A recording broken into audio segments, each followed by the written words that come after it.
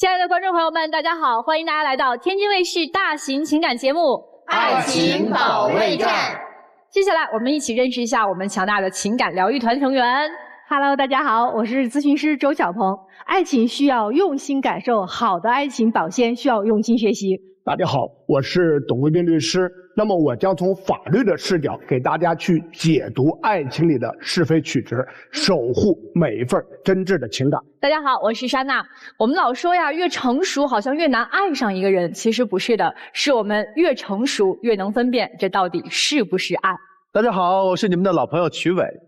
爱一个人就是你尽力而为，但仍觉亏欠。大家好，我是吕阳。在爱情的命题里，心动从来都不是答案，心安才是。接下来呢，我们就要有请我们今天来到节目组求助的两组嘉宾，来，掌声有请他们。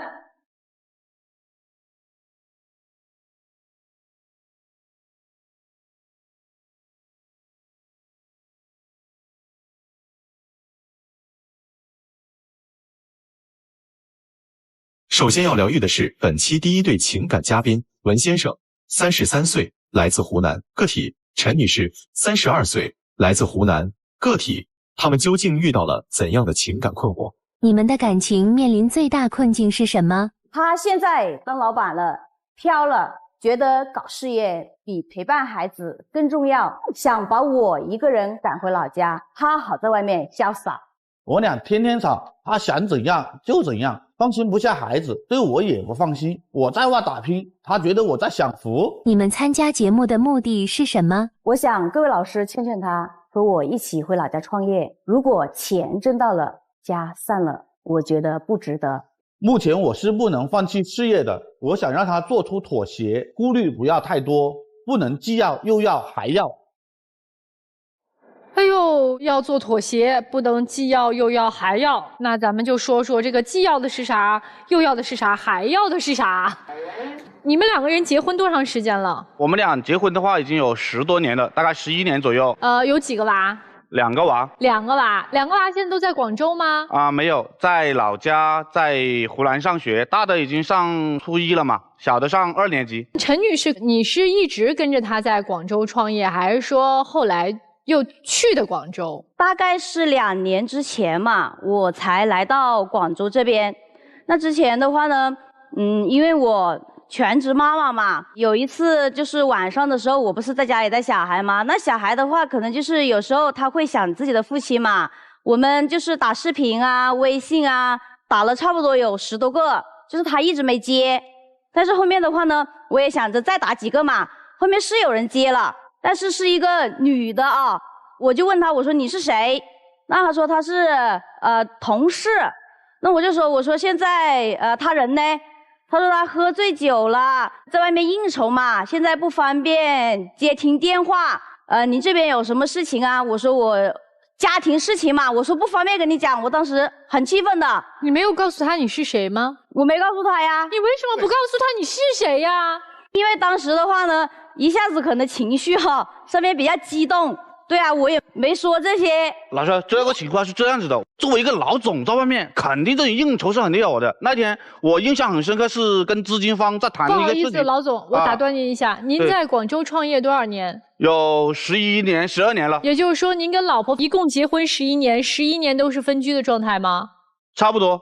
1年回家几次？也就1、2次吧。每次回家多久？就平时可能节假日的时候，大概3、4天吧。过年不能多待几天吗？过年因为公司确实很多一些应酬啊、开业啊，很多东西没办法，忙不过来的。好，您接着说刚才那个饭局的事儿。就是那个情况的话呢，当天我印象很深刻，我们跟资金方有好几个人一起去吃饭。但是我当时带了秘书，以及我们公司也有好几个小伙伴。手机呢，我当时正好也是放在那个桌上，调了个静音，可能喝了有点大。然后呢，秘书可能就看到我这个手机一直亮着的，亮着的话，他就接起来，以为是有什么急事。等一下，好。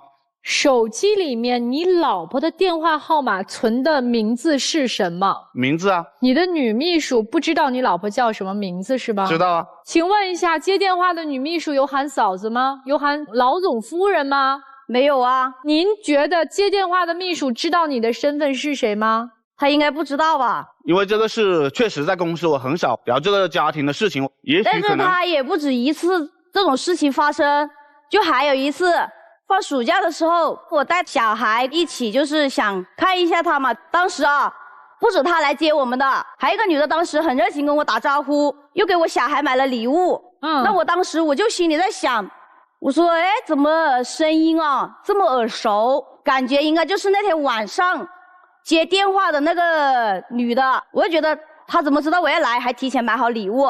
那肯定她告诉她的嘛，她提前备好礼物就是想收买我小孩嘛。那我就是怀疑他们有不正当的关系啊。这个情况是这样子的，那天正好有个客户在南站，我们正好呢去签份合同。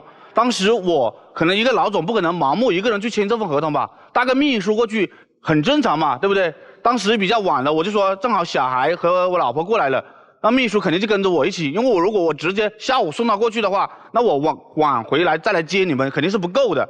当时也跟你解释了，你一直疑神疑鬼，疑神疑鬼，以为什么？秘书让他自己打车走不就好了吗？哪个老总会送女秘书啊？其实说实话啊，这么多同事跟着我们这么多年，从创业一直跟着我们的，基本都是兄弟姐妹一样了。那这个东西有的时候作为哥哥去送一些同事之间很正常关心一下。那男女之间哪里有什么哥哥妹妹之类的？那肯定有不正当的关系啊，是不是？行，我先不探讨这个问题。接下来你还有什么发现？有一段时间啊，小孩子这里嘛，不是经常会拿他手机啊玩一玩呀，是不是？我是无意当中啊看到的，他会有一些聊天记录嘛，但是那头像的话呢是女孩子头像，聊天信息的话呢也非常的暧昧，就是比如说约他到哪里吃饭呀，而且这又不是正常的工作时间，这大部分都是说6点之后晚上的一个时段。所以因为这些怀疑，你就杀到了广州是吗？是的，我差不多是2年之前来的吧。2年之前到了广州之后，其实相当于是把孩子交给了婆婆在带。到了广州之后，是一直在没有工作的照顾他，还是说进入到了他所谓的创业的公司？我是直接进入他公司里面的，就是因为我很多年了嘛，相当于也差不多有8、9年没有进入职场这一块嘛。对，那肯定跟社会脱轨了嘛。那我刚开始进入他公司的时候，会出现一点错误嘛，那他呢犯了一点点小错误，就当着同事的面对我大呼小叫。但是你一进公司又是查流水又查账目，我的公司跟合伙人一起开的，又不是我一个人开的。你为什么去公司第一件事要查账？因为这么多年来，虽然说他每个月是有打生活费给我们，但是有时候我跟他聊天的时候，我说你这个月发了多少工资，对不对？然后你到了年底的时候，你今年1年下来到底是赚了多少钱嘛？以前他不跟你说吗？没有详细的一个数字，只是说，我挣了一点点钱，一点点钱。他后面我给他安排了一个文职工作，一份50万的合同，让他去做一下。他给我做成了一个500万的合同，还好我们当时发现了及时，没有流出去，在公司内部就搞定了。如果流出去的话，你想一下公司要损失多少钱，损失多大，这个利益是谁来承担？我承认是可能不够细心，犯了错误，但是他也及时发现了呀，并没有说造成多大的损失。那你回去后为什么又不给我做饭，还不让我上床睡觉，还跟我吵闹闹的？那你为什么对于公司新进来的员工都非常好？我就觉得他对我漠不关心啊。是不是？他从来不会说，就以前我们在家里的时候也是，经常也不会关心我跟孩子呀，是不是？那他都不关心我们，那他妈对我小孩，我感觉也不关心啊。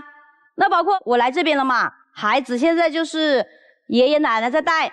我2个小孩，一个的话呢是初中，一个小学，小叔子还有一个小孩也上小学，就3个男孩子都是由婆婆在带。那他妈就很偏心啊，就偏心小叔子的儿子啊，不管是谁哭了反正都是骂我大的就说什么你要让着弟弟他小你这么大了，你应该懂事，你吃的也要让他，你玩具也让他你就是奶奶其实是有点偏心的是吧？是啊，非常偏心。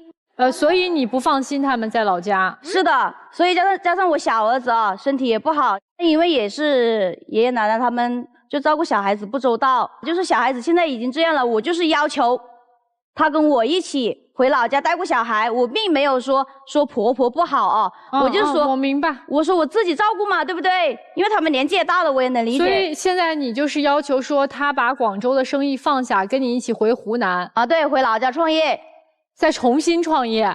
对，我觉得我目前现在公司的事业发展得很好，还可以好好的发展几年，而且我真的这个钱，我觉得以后小孩子结婚啦、上大学啦，我们或者甚至在广州再买房给小孩呀，或者是老家再建别墅啊，或者是干什么，我们都是需要很多钱的。你像我30多岁了，好不容易创业创到现在，有今天的发展，是不是？那我回家去重新创业的话，我要从零开始，我还能有今天的这种情景吗？我还有这样的生活吗？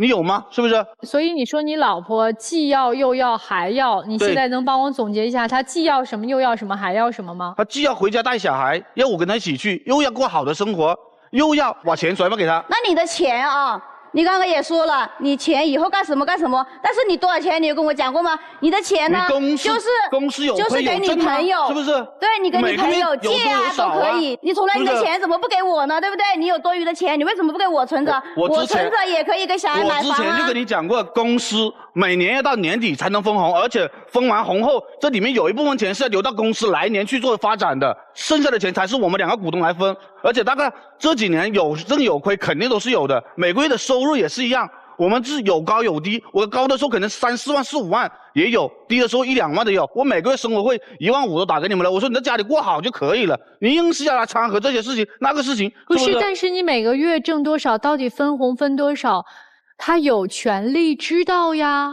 她是你老婆呀，你的任何一分钱是你们2个人夫妻共同的呀，对吧？每年我都会有大概的情况跟他讲一下，大概多少钱。因为确实啊，我身上是有一张这卡，是一点钱，但是这个钱不多，我想积累多一点，到时候的话给小孩呀，他们去用发展啊，或者是结婚用的，是不是？说到钱的事情啊，他现在有钱了嘛，他不交给我，但是他拿着他其他的钱去外面霍霍，就比如啊，他的一个朋友借了他10万块钱哟，到现在都2年了，都没音讯。没音讯的话呢，还要来借钱。那我当时啊，我知道了之后，我就阻止他了。我就说，你这个朋友啊，你又没有说什么借条啊，你又没有任何承诺，你也没有任何合同形式的借款。那你这个朋友现在一直不还钱，那到时候打官司也打不赢啊，对不对？我们的钱又不是大风刮来的。他因为这个事情啊，跟我吵架，还跟我动手，然后后面的话呢？动手了吗？是的，我抢了他手机嘛，我抢他手机不让他转，但是他后面啊也转过去了。哦，偷偷的还转了。这个只是一件事情，他朋友多嘛，经常朋友打电话借钱，今天借几千，明天借几万，而且又不是说借一次的这种，他有的朋友重复借，但是他就是老好人啊，就往外面霍霍呀。那我想着这个钱你借给别人是不是？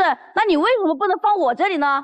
为了这个事，我跟他吵了几次架啊，我都说了他头发长见识短。确实啊，我那朋友跟我是借了点钱，因为我这个说实话，朋友之间或者是他需要资金的时候，我会借给他；我需要资金的时候，也会需要挪过来给我。我最开始来创业的时候，都是靠朋友帮助啊，然后有了今天。所以朋友之间帮忙很正常，而且人家说了又不是不还你，他只是现在目前公司经营困难，后期会还我们的。还有一个我听说，有一些什么商务聚会，怎么回事？是的，因为他朋友多嘛，是不是？有时候项目也多，就是说我说你带我去嘛，去外面长长见识嘛，对不对？那我这么多年确实对于人情世故这一块啊，可能有欠缺。那你带我去学习啊，交流啊，对吧？他不带我去，我不是不带他去，我是真的不敢带他去。为什么？为什么不敢带他去啊？我打个比方给你听，他交际能力太差了。我一个朋友上次是做外贸的，亏了50、60万，他当时听到了，他还跟他讲，他说之前听人家动不动是亏，做外贸亏了100、200万、200、300万啦，你这个50、60万没事啦，随便啦。你看，气得我那个朋友脸都绿了。当时我头没面子。好心啊，我只是想安慰一下他而已啊。你好心，问题是你这个社交太差了嘛，对不对？这话没什么问题。这话哪不对呀？后面我朋友就过来跟我讲，他说你老婆过来，感觉我亏50、60万少了，应该就多亏一点。当时我朋友跟我抱怨一大堆。那要换你，你怎么说呀？像我的话一般嘛，我说做生意肯定有赚有亏，现在这次学个教训嘛，是不是？以后有机会我们再翻盘来嘛，是不是？有啥区别呢？跟你老婆的话术？他说我的意思可能就会让别人以为说亏50万少了，应该亏100万。他这个是其中之一了，还有一个是有一次我们在宴会上面，我们几个朋友当时欠了我可能几万块钱，他直接跑过去找我那几个朋友问，哎，你把那个钱赶紧还我啊！你为什么还不还我们钱？这个钱赶紧还了！你搞得我朋友对我好没面子，我好没面子的，真的是。那你要面子，这个钱啊，属于我们夫妻共的财产嘛，那你不好意思去要，那我肯定要回来呀，是不是？那你的钱是天上掉下来的吗？我说的好的，我现在条件好了，你没事，你不要去掺和这些事，你去买包，做做美容，做做理发，多好！啊，我带出去都有面子嘛。我是舍不得，我这个人很节俭的，你让我花10几万或者几万块钱花在那个外表上面，我舍不得。今儿来我们节目，想让我们怎么帮你？有什么要求？女生说。我现在的想法就是啊，要求他跟我一起回我们老家那边。如果他不同意呢？如果他不同意的话，那我们就不过了。我希望老师们能劝劝他，他要回去带小孩就带啊，留着我在那里拼搏。我挣几年钱，把钱挣够了，我肯定会回来。反正那你钱是挣够了，你的家没了呀，你小孩子对你也没有感情啊。你的意思就是我不回去，对吧？你说要挣几年，你给我一个具体数字。至少我肯定要手上有个几百万嘛。几年？5到10年吧。5到10年啊。那5到10年，我觉得现在我们这个那5到10年小孩子都不需要你的陪伴了。好了，5到10年知道了。来，接下来我们问问今天同样来求助的严先生和张女士，你们听完他们俩的这个争执之后，你们有什么建议吗？我就感觉这位老总他有点拎不清远近，感觉他的哥们儿啊，他的面子呀，他的女秘书好像都比这个家庭，他的老婆好像更重要一点。哎，真巧，我也有同感。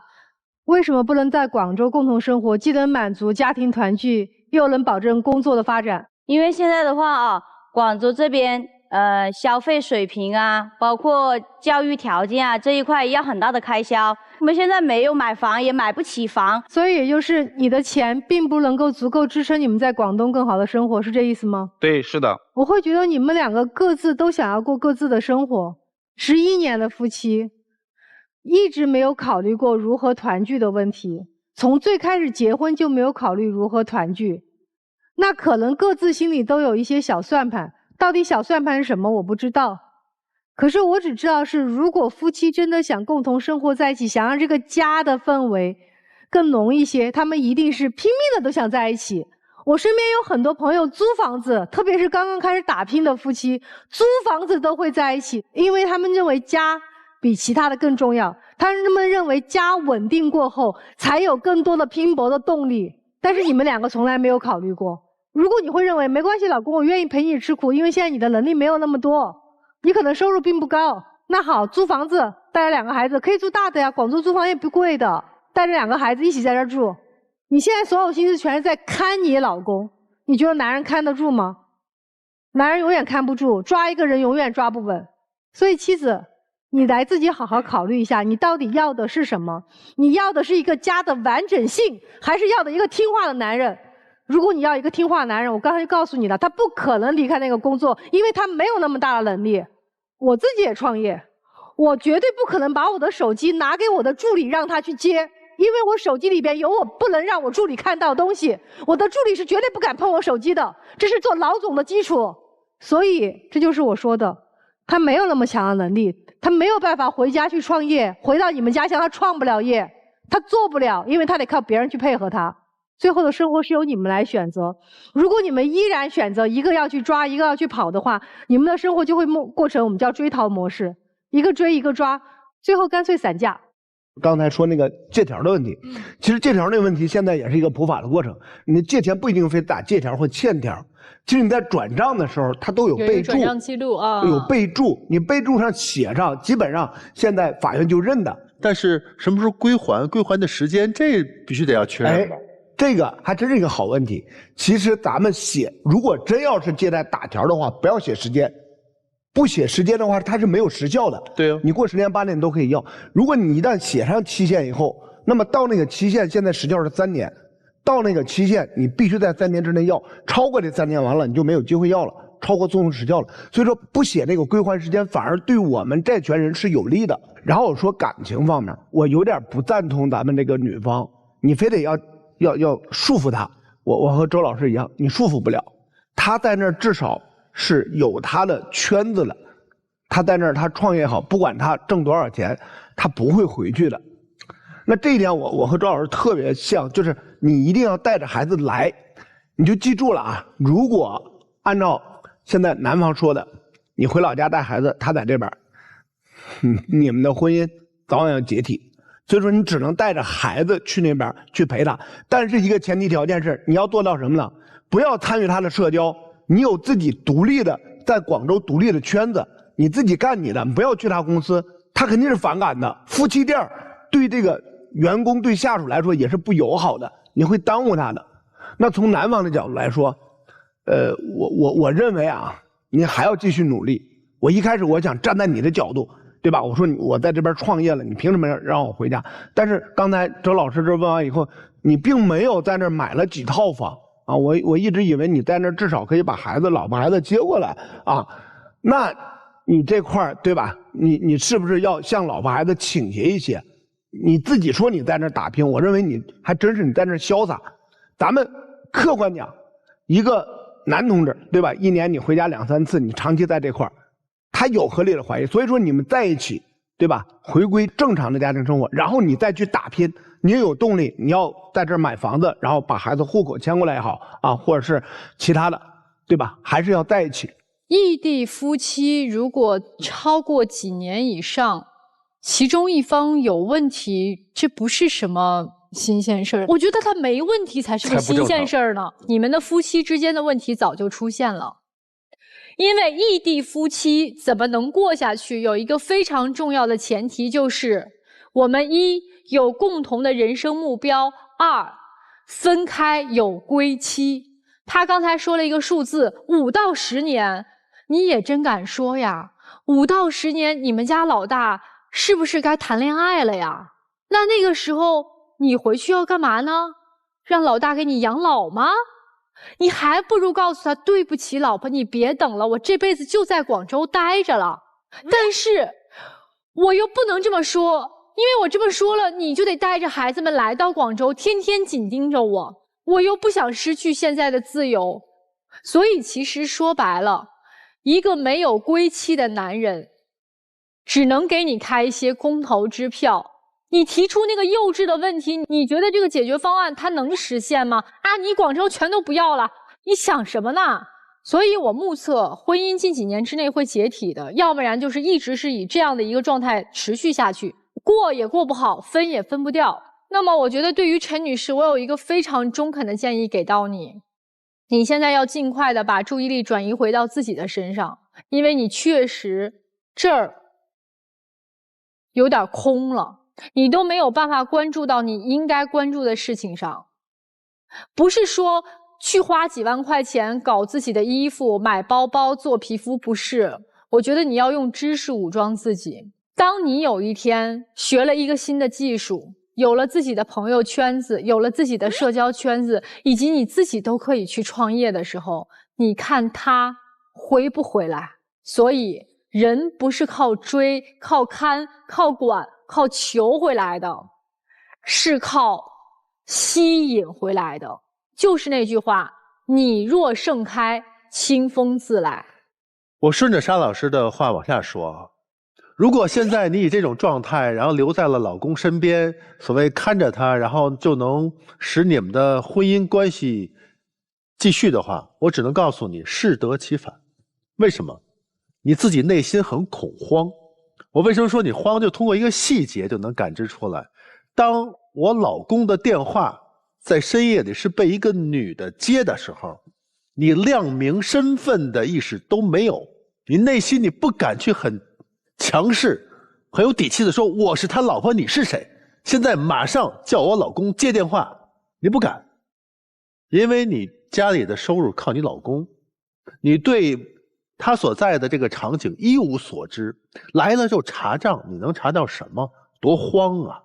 你也知道，其实你跟你老公之间的问题很大，再通过一个细节，一个你老公的朋友敢和你老公说你老婆怎么这么不会聊天，他哪来的底气？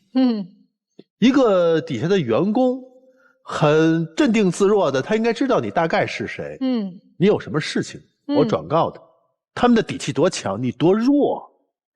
此时你以一个弱者的姿态在他面前出现，你所有的行为都是错的。所以现在我倒不建议你们马上在一起，先回去好好考虑考虑刚才莎娜老师说的，怎么自己能够独立的走出来，能够不靠任何人的，咱们把胸膛挺起来。他的事业没做多大，不像你想象的那么好，没有他吹嘘的那么棒，对，他没有这个资格这么看低你。先生，做多大买卖呀？还有秘书，金融这一块的话，要撑个面子嘛，对吧？但是咱别打肿脸充胖子，咱别不知道奋斗了这么多年，你的目的是什么，初心是什么，别跑偏了。你现在已经在跑偏的路上了。这么一个老婆在家里含辛茹苦的照看你们的孩子，把2个孩子培养的还不错，他图什么？我们做人真的不能忘了初心，自己可能会被外面的花花世界所迷惑，然后再有所谓的自己的公司有合伙人，我做金融的，然后我还得有秘书。你觉得到最后真心实意为你好，真心实意你能靠得住的是谁？心先回来吧，咱们先不谈未来在哪儿去发展，在哪儿都可以，只要心在一起，对吗？好好跟他聊聊吧。我想从2个方面去发表一下我个人的看法。听完你们讲述，第一个方面叫共生，第2个方面是教育。先说共生，我觉得你们俩不熟，在这么多年的婚姻当中，你们并没有对这段感情付出多大的时间成本，所以你们根本不知道对方向自己提出要求的背后真正的需求是什么。现在表现出来的你们的婚姻关系是一场共生，但这个共生话语权更多的是在男方这里，女方已经没有什么话语权了，甚至当你一说话的时候，你会被排斥掉，甚至会被淹没掉，因为你们2个人没有在这个关系当中保持一种平等的精神上的共同成长。一方面是依赖，一方面是反依赖。依赖的人最不根本的底色是什么？你怕被抛弃。反依赖的人其实他只拿出了20%左右，我这都夸大了，20%左右的精力放在了和你之间的关系上，剩下的80%他要寻找他的自由，寻找他的空间，寻找他的发展。他怕被你的那种依赖吞没掉，所以他拒绝你到他的身边来。刚才所有的表达其实背后都是这样，你来了，他的生活乱了。但婚姻的底色是什么呀？是一场势均力敌的等价交换。你没有价值可以和他完成这样的一场交换，或者他看不到你的价值，你们这个婚姻其实看起来是个婚姻，其实它早已经是名存实亡。最好的婚姻状态是什么？是比肩同行，共同成长，回到同一高度。我再说教育，你们把孩子放在老人身边，中国孩子当中出现最多问题的往往都是隔辈儿带养。为什么？因为在隔辈儿带养的过程当中，角色出问题了，角色是混乱的，家庭秩序是混乱的，孩子不像孩子，奶奶不像奶奶，奶奶是在妈妈和奶奶的角色当中来回摇摆，孩子是在儿子和孙子的过程当中来回摇摆，这慢慢在长大都会出现很多问题。他找不准自己的角色，也表达不出需要，也更不知道自己的权利该是什么。所以我不为你们俩考虑，只为了孩子，你们要把孩子接到你们自己的身边来，这样他能找准自己的角色，不至于在隔辈带养的过程当中出现其他的问题。老人能给孩子的是衣食冷暖，让他吃得饱穿得暖，但精神上的滋养给不到，这只有父母可以。接下来你们2个人和我们第2组嘉宾交换一下位置，坐那儿好好想想大家刚才跟你们说的话，好不好？来，好，有请我们第2组嘉宾。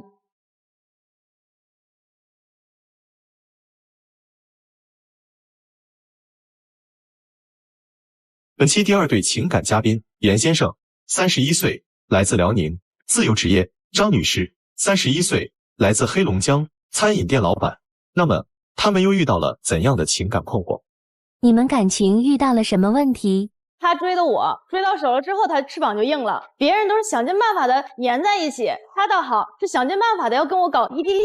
工作的时候他是我领导，生活中他也总想领导我。我觉得我们两个更适合地理产生美。你对另一半有什么不满？他看着挺老实，但他老爱招惹小姑娘，他主意还特别正，总爱自作主张，然后还总把事情搞砸。我俩谁也不服谁，他控制欲特别强，总想压我一头，把我变成气管炎。关注天津卫视官方微博，参与互动，赢取惊喜好礼。精彩节目稍后继续。精彩节目马上开始。哎，你俩什么工作上是你的领导是啥意思呢？对，我们是21年，然后在北京的一个 4S 店里面认识的。当时我就是他的直属领导，他就觉得我特别好，然后从一开始就开始追求我。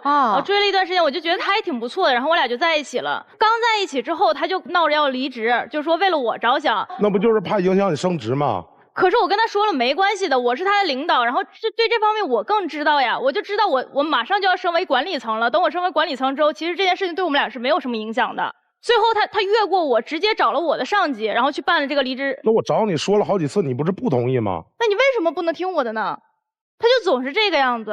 那最后离职了？对，就离职了以后，离职了之后在北京就开始找工作，2个月的时间没找到工作。没找到工作，我这边还给他加油打气呢。我说你再坚持坚持。然后他转身，他跑到天津去了。我说你去天津干嘛？他说他天津有一个亲戚给他介绍一份工作还不错。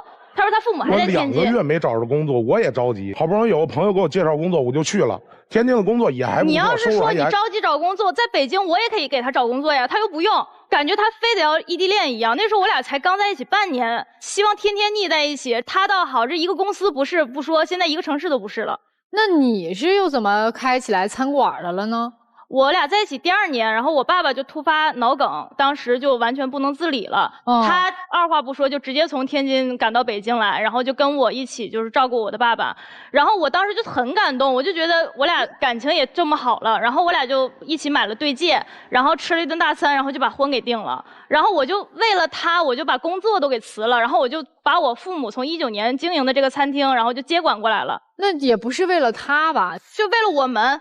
因为我们2个都已经订婚了，我就想着说有这么一个餐厅的话，我们2个可以在北京里面一起奋斗了。他在那边的工作也不是说多么固定。他是为了我，他为了把我留在北京，留在他身边，他要领导我。那我当时也跟你商量了，你也同意了呀。结果他在身边还给我出幺蛾子，天天跟那些女顾客就开始臭贫，就没个正形。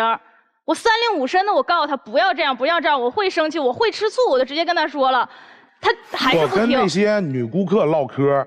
是因为他们都是附近的住户，我给他们推荐咱家的菜。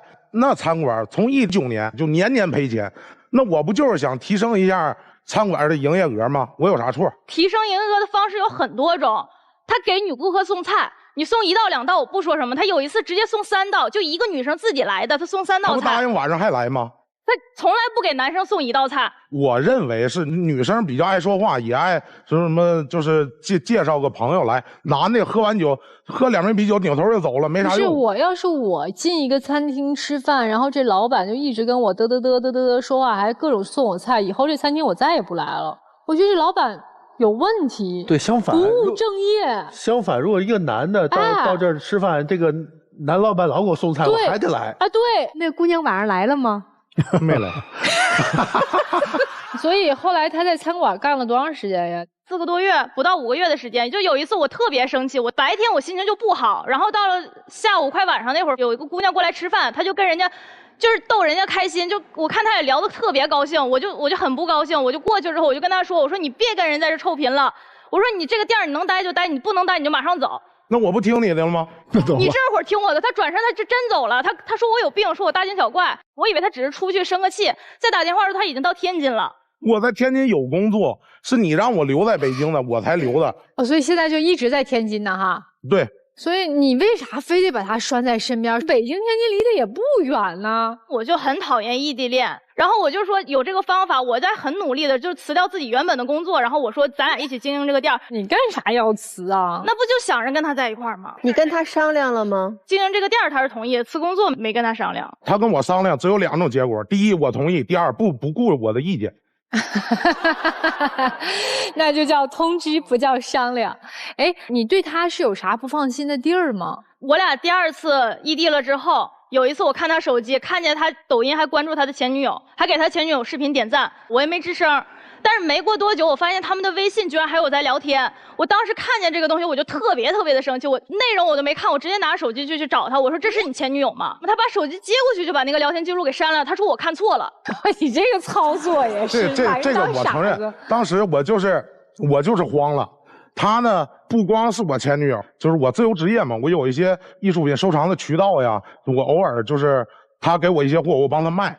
然后呢，就是为了增加自己收入嘛，处理过他的一些藏品，但是他没给我结钱，他说他手头有点紧，这事儿我就根本就不敢让他知道。我们2个刚认识的时候，就是朋友聊天，我跟他说过这个人的名字，特别巧，他呢跟他母亲的名字一样，前女友的名字和跟我妈妈的名字是一样的，跟我是一个姓。就光这么个事儿，他有的时候不爽，我根本就不敢让他知道我们俩聊什么。其实什么都没有，我打跟他在一起之后，我们2个都没见过面。就是聊过一些工作上的事情，但是我根本就不敢让他知道。你聊工作上事情，你为什么不敢让我看呢？我不就怕你多想吗？你肯定是有问题，你才删了他。所以这个让你觉得很没有安全感。对，他不仅跟他前女友，就是你们刚才也能感受到，他就是虽然长得老实巴交的看起来，但是他就是不管是几岁的小朋友，还是说是他的什么女顾客，也能被他逗得特别开心。然后他的女同事也是，就是有一些什么八卦，有一些什么东西都爱找他聊。然后我就跟他说过，我说别的我不要求，我就有一个雷点，你别踩。我说我不喜欢你给那种异性发那种可爱的表情包。我说你长得这种那些表情包都是你发给我，我觉得好我才收藏的。啥样的表情包呀？我也带截图了我们看看。你看，我是他女朋友，跟他撒个娇，这完全可以啊。但是他一个男生长得5大3粗的，给姑娘发这种表情包，你也说我5大3粗，就我这形象，我想发生点啥，那女孩都不干。那怎么那么多姑娘喜欢，又找他吃饭，又想着给他送吃的的，天天一吃东西就叫着他，自己家做饭也叫着他。我做销售的，我就好交个朋友。然后那个我们呢就想说，通过一些新的渠道方式拓展一下自己的客户池。就有一天晚上下班，我说那咱们一起吃个饭吧，商量点事儿。他特别小心眼，我都跟他报备了，铺垫特别好，我怕有一点插头。然后那天意外来了，我跟朋友唠唠嗑，叫了2个女同事。那这个事儿他本身就抵触我跟女同事就是吃饭呀、聊天什么的，我就没敢跟他说。巧不巧，他就那会儿玩了命了，就要给我打视频。那你到点了，你说好10点给我打视频，你10点都不到了，我肯定担心你啊。马上就要结束了，就不行，就非得在那接。然后一接一看对面有2女的，那2女的他还认识，还有一个跟他不对付，立马就炸锅了，一宿就跟我吵吵一宿，就告诉我在天津就待不了了，就得回北京，就得在他身边接受他管辖领导。就是他也说了，我的雷点他是清楚的知道的，他就是在我雷点上面，他就不去真诚的去跟我沟通或者提前报备。你俩对未来有啥打算呢？我是想着26年结婚，因为其实就是像他说的，我这个店儿是有亏损的，让我家里有一点负债，我就想着说是25年1年努力，然后把负债都清了，然后26年我俩就是轻轻松松就去结婚。他又有自己的主意，他就不干，他就非得说每个月要给我打点钱，然后说替我还这个负债。但我就感觉我本身也是他的女领导来着，然后现在他又要给我钱，我就觉得像是他养着我那种感觉，我就很不接受这件事情。男的养女朋友那不很正常吗？可是我就是觉得这个负债是我家里的负债，我就应该自己去把它给结清了，用这样子的姿态去跟他结婚。后来他就说什么，他说你是不是因为没房子没车子不跟我结婚？我就跟他说，我说不是，我说房子车子根本就不是我的安全感，我的安全感就来自于咱2个人的挣钱能力。他听进去了，他转身他找他那个河北的朋友，就不知道从哪儿整了40万，跟人家开了4家民宿，钱现在全套进去了。我说现在好了，这以前我自己一个坑，现在咱俩1人1个坑。那不正好了吗？咱俩都有坑就结了呗。你听我的就不会有坑，他就是不听我的。我想问一下姑娘啊，你除了债务的这个问题，说想要拖延一下婚期，你还有没有其他的原因是在拖？还有，其实我会感觉我俩现在的状态，包括他对我的感情，好像没有当初我们在一起的时候那么浓烈了。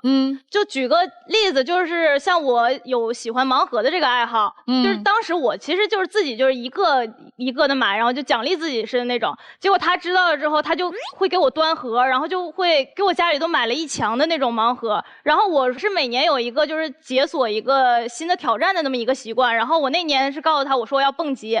他自己偷摸去买的婚纱，然后我们两个是穿着婚纱去蹦的极，就特别的浪漫。这么浪漫，穿着婚纱蹦极啊！他这个体重蹦极还挺挑战。对，但是他现在，我今年告诉他，我说我今年想要去跳伞，他说他去不了，他说不行，他说他惜命，我就会感觉他前后的落差太大了，就感觉他现在心不知道在哪里。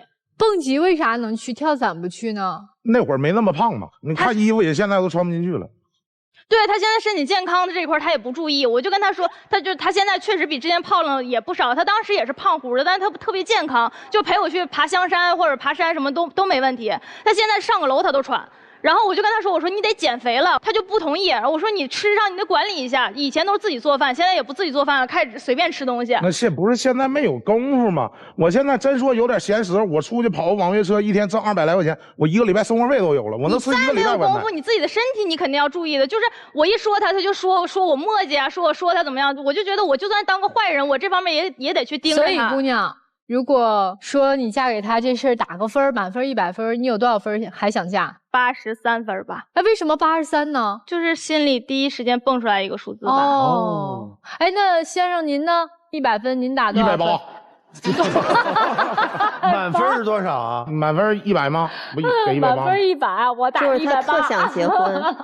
对，我就是挺可爱的，我是100个心眼子想跟他结婚。那你就能不能多听听我的？行吧，太可爱了。你们俩今天想让我们怎么帮你们？我就希望在生活当中他能够多听听我的。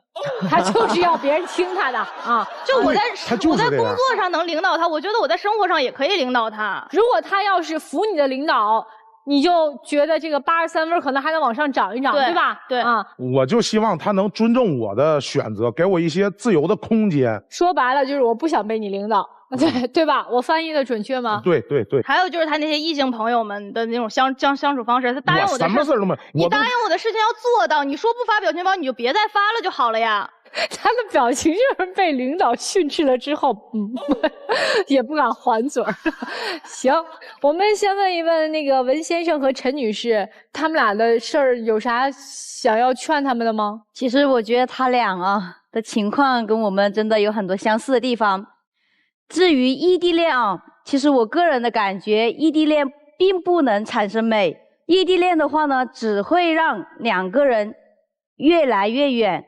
矛盾只会越来越多，所以我建议的话呢，还是希望2个人在一个城市打拼吧。我觉得兄弟，我喜欢你个性，与你产生美啊！你不是等会儿，你俩是要在台上结拜吗？你这距离也没产生美啊，对呀，距离产生矛盾了，还距离哪儿美了？而且你这距离家都快散了。你一会儿你老婆都不知道出不出来，还在那美呢，你是挺美的。行，来，接下来我们听听老师对你们2个人有啥建议啊？来，周老师，我说姑娘，你太要强了，你要强到你根本不是去感受爱，而你只是去感受标准。我不知道为什么一个爱我的男人给我钱，就叫养我了。但是我只知道在婚姻当中，2个人就是彼此有难的时候，彼此互相帮助，这可能是一种爱。但你没有看到啊。你要的都是我自己，因为你得听我的，你不听我的，你就是不爱我。可是你有没有想过，如果他都听你的，就不可能有那个浪漫的婚纱蹦极。我觉得真的好的爱就是我要用我的方式去爱你，而你能欣赏我爱你的方式。你只是想要一个能够标准化在你身旁的人，就像那个开的盲盒的玩具一样，他们只是没有生命的玩具，他们只能摆在那个地方任你摆放。但是爱不是，爱就是流动的。他可以今天用这样的方式惹你生气，但他明天会用那样的方式惹你开心。今天他可能做了让你觉得受不了的事情，但明天你会发现你们还是相爱的。所以我觉得你不爱他，你既然不爱他，那你不如放过自己，因为你想要的那种爱永远不可能存在。没有一个人100%永远听另外一个人的，因为没有一个人是100%正确的，这就是世界的标准。其实爱他，我是爱他的，就是他很多可爱的地方我都能看到。你不爱他，你爱的是他听话的，他符合你标准的。是我身上有一些独属于我自己的点，我希望这些点是可以被人尊重的。你那些不是你的点，是你的标准，而你的那些标准是束缚了你去感受爱的。我觉得爱就是一个感受，我感受到他给到我，我感受到他可能害怕惹我生气，所以他做了那些举动。他那些小举动让我看来他就很可笑，但是他还是接了视频，代表什么？代表他其实对我来讲，他是愿意坦荡的，他能够透明的呀。他如果真的有隐私，他不接了呀。4年了，你们异地3年多，快4年时间，他想干嘛早干嘛，他为什么非要跟你结婚呢？同样男生，我也想跟你说，你刚刚说他就想领导我，你问这结婚的人，谁不是被谁领导？这也是一种爱，就是我愿意被你领导。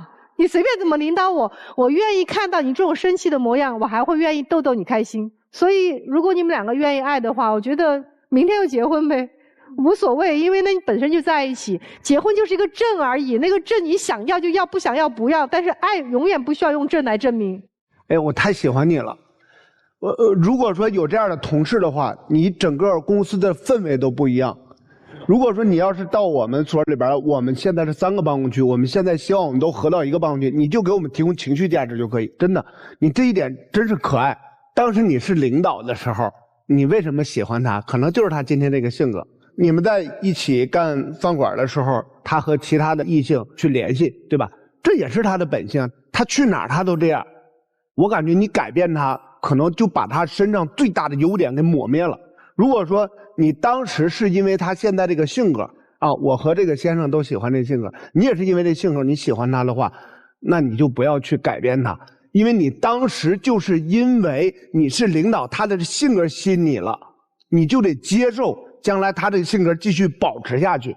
然后还有就是这个异地的问题，男方那就想跟他在一起，那你俩必须得在一个城市。我最后说一个法律问题吧，毕竟我是律师，是吧？那你们这里边包含那个法律问题，就是在没有形成夫妻关系的时候，可能有财产的混同，这个词儿又来了，对吧？那如果真要是因为这种最后没有在一起，那你看他替你着想，你替他着想，我们把这个所有的钱都放在一个池子里边，那这个是很麻烦的，这个是叫细产了，它不是叫离婚分割财产，它是细产，是非常麻烦的。那个时候就是谁付出的多，谁就吃亏了。还好你们俩现在没有去考虑到这么深的层次，但是我们希望我们这些情侣还是要考虑这一方面的。大家恋爱的时候感情特别好的时候，那都没问题，但是一旦万一有家里边的参与啊，或者有其他的问题导致没在一起，那一下就变成仇人了。其实对你们俩来说，我的第一感觉我还是挺喜欢你们两个人的。我觉得两个人对于感情是有一个清晰的目标的，就是他们都清楚自己要什么。我觉得这个还挺好，明白自己要什么。但是我也能 get 到女生对于男生的那个有的时候那个憎恶的那个点，就是我明明告诉你，我已经告诉你了我的底线在哪儿了，原则是什么，但你一破再破，一破再破。那姑娘既然能被破的，就不叫底线。然后我觉得有一点我想跟你说的是，你一直在要求说这个男生听你的，听你的，听你的。我觉得在恋爱的过程当中，很多女生会混淆，会觉得你听我的就是爱我的表现，但是你不知道有太多的人当面一套，背面一套。如果你一直是用你是否听我的话来作为判断标准和衡量标准的话，那我跟你说，这个世界上没有任何一个人永远能听一个人的话。我就举一个很简单的例子，你能听你妈妈的话吗？也不全听，不就完了吗？所以这个男人跟你毫无任何的血缘关系，只是在一起了3年，他凭什么要完全听你的呢？工作上受你领导，是因为你真的是领导。但如果你把工作和生活都混为一谈的话，你们两个人没有任何的乐趣了。如果你爱他，是因为这个男人愿意服软，愿意被你领导的话，那你可能爱错人了。我觉得人都是独立的个体，我们每一个人在这一生当中有很多的事情要做，我们要谈恋爱，我们要工作，我们要结婚，我们要生孩子，但是每一件事情都是人生当中的一部分。如果你必须要把它放大，放大至你整个生命的话，那这个事儿一定会出错的。我说2个关键词，一个是自信，一个是尺度。自信主要说给女生听。我在家里，我通常管我们家那位叫领导，基本上事儿也都他定，但实际上他知道我是他的依靠。所以真正的自信来自于什么？不在于说谁听谁，来自于实力。我认为女孩在这段情感当中不够自信，因此你希望我就是你的领导，你不要去别的公司，我领导你，你就要在我身边，我们一起做这个事业。哎，我能领导你，你不能跟那些女生太过于的近啊。其实好像是种管控，但实则都在反映你的不自信，你都不敢去接受他充满爱意的馈赠，爱意的表达。你为什么那么不自信？为什么那么怕失去他？为什么那么怕被他看不起？相反，他还蛮自信的。我辞职我就辞职，我不想在你底下做，自信啊。所以在情感当中他是很自信的，所以他比较松弛感，而你比较紧，这种状态是不好的，不对的。男生啊，这个分寸和尺度一定要把握。你的幽默、你的性格，甚至于你的外在，整体都会给人好感。但如果一旦过度了，尤其是在跟异性之间的这个相处当中，咱过界了，不仅女朋友会不舒服，那个异性也会不舒服。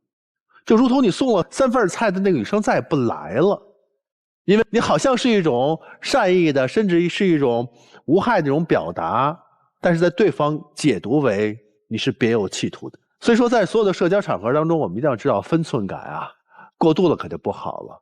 而在你和你的恋人之间，有的时候你也有点过度，过于的强调我可以离开你，过于的强调我不受你掌控，你明知道他其实缺乏自信，但你偏在这个点上去挑战他，以增强自己的话语权和位置。虽然你可能不是诚心有意而为之，但是你的习惯啊，你的可能那种自在的松弛感过于松弛了，人家本来就紧嘛，所以一下他就会有不好的感受，这也不是你的本意，对不对？我觉得你们俩挺好的，调调吧。我挺喜欢你们俩的，让你们2个人这你来我往，给我一种什么样的即视感嘛？我觉得特别像一种游戏，叫打地鼠。一个人拿着锤子使劲砸，另外一个冒出个头就躲起来，冒出个头，然后这是一个你来我往，但是又彼此吸引的过程。但是我会有一个小小的建议，你知道吗？就是首先第一件事情，如果想要未来的时间能够很长久的话，首先你们2个人不要捆绑在一起去做一个宏大的目标，做一件事。因为换一个角色讲，女孩，如果男生是用你现在这种一本正的姿态，时时刻刻的去管理你的人生的话，你会不会想跑？你也会想跑。2个人的人生不是捆绑在一起，你就会有更宏伟的发展。恰恰相反，很有可能因为你们2个人太重合了，到最后就变得空间很狭窄。但是有一点，你是可以随时跑，但是你要定点回。就是你们之间要有这种默契的节奏，你知道他几点走，你也知道他几点回，你也知道他去哪儿。你可以时不时的让自己出去透个气，但是他是核心点，他再跑他会回到你这儿来，所以你就安心的去做自己的事。你如果真的希望你的快乐是很持久的，稳定的这个不是他给你的，是你把自己稳定住，稳定的去做你想做的事，稳定的去看到你想要的发展。既然适合做打地鼠式的夫妻，就不要老想着我们联手去创造一个商业帝国吧。那接下来呢，2组嘉宾就要先回到转门后面思考一下到底是否要出来。那我觉得给我们的第1组嘉宾要有一个出来的条件，是否有归期。这个归期可以是男方回去，或者女方就来带着孩子搬到广州，就是它是一个归期，未必是现在。对，要有一个但是是有一个规划。如果要是有的话就出来，如果没有的话，咱今天不出来，好吧？感谢2组嘉宾来到节目，现在请先回到转门后。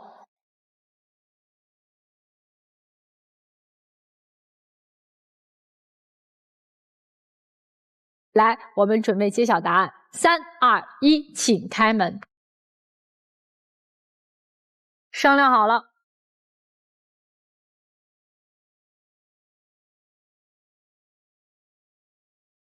咋商量的？决定了，到时候回去马上就买房子。你在哪儿买啊？在广州啊。孩子呢？孩子接过来上学吧，毕竟我们也结婚这么多年，确实也是不容易嘛，在一起还是有感情的，还是舍不得他的。这是你的想法啊。我问一下女生，你去了广州以后要干嘛？我觉得啊，还是不能跟他一起工作，因为工作的话就会矛盾更多。找一份属于自己的工作，好不好？好，可以。好嘞，接下来让我们一起进入浪漫30秒，好好抱抱对方吧。哎呦妈呀，异地9年真不容易啊！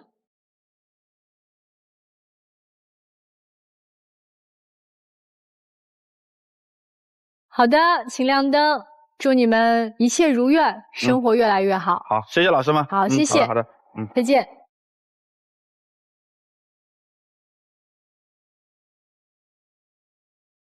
接下来我们要揭晓一下严先生和张女士他们2人的结果了。还有一个好消息就是，如果您有法律类的问题啊，欢迎大家给我们发私信。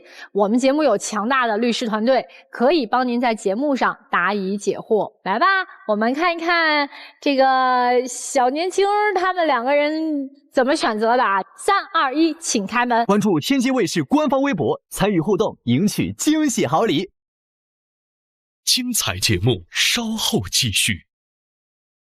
精彩节目马上开始。3、2、1，请开门。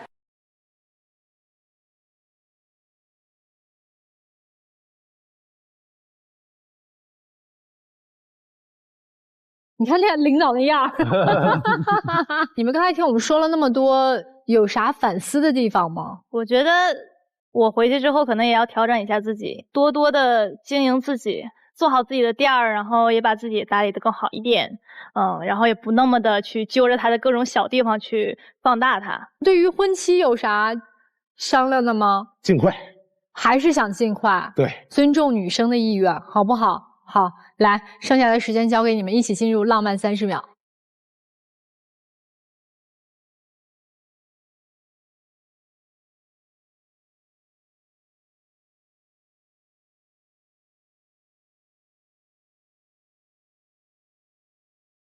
行了，别给我们撒狗粮了。非常感谢你们来到我们的节目啊，祝你们幸福。如果有好消息了，记得跟我们节目组说一声啊。一定。好嘞，就这样吧，再见。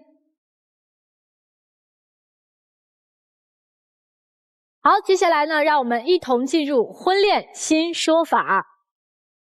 我俩订婚快1年了，他给我过了15万的彩礼，但至今他都没有结婚的打算，对我很冷漠。我不想和他结婚了。他让我把15万彩礼还给他，可是他给我的15万，再加上我自己的20万，我付了我们新房的首付，房子是我的名字，贷款也是我还，后续装修家具、家电、采买等等都是我出的钱。如今他说不结婚就把15万还给他，我应该还吗？明明是他一直在耗费我的青春，我不甘心，也不想还钱，请帮忙分析一下。姑娘，很遗憾，你需要还。为什么呢？因为根据民法典的规定，以下3种情况呢，男方是有权利向法院请求返还的。第一种就是没有登记，第2种就是虽然已经登记了，但是没有共同生活。第3种呢，就是男方给了这个钱以后，导致他的家庭生活困难的。那么很显然呢，我们属于第1种。但是啊，我们的特殊情况在于我们跟他共同生活了，那么这个时候我们的司法解释就来保护我们了。最高人民法院呢，关于审理彩礼纠纷若干问题的意见，他就说了，如果我们没有登记，但是共同生活了，只是返还一部分，那么需要考虑3个因素。第一个因素呢，就是你们共同生活的时间长短。第2个因素呢，就是你们在共同生活期间有没有孕育情况。第3种就是过错情况。很显然，我们处于第1种。那么我们共同生活了1年，所以说呢，在这种情况下，我们只是返还他一部分。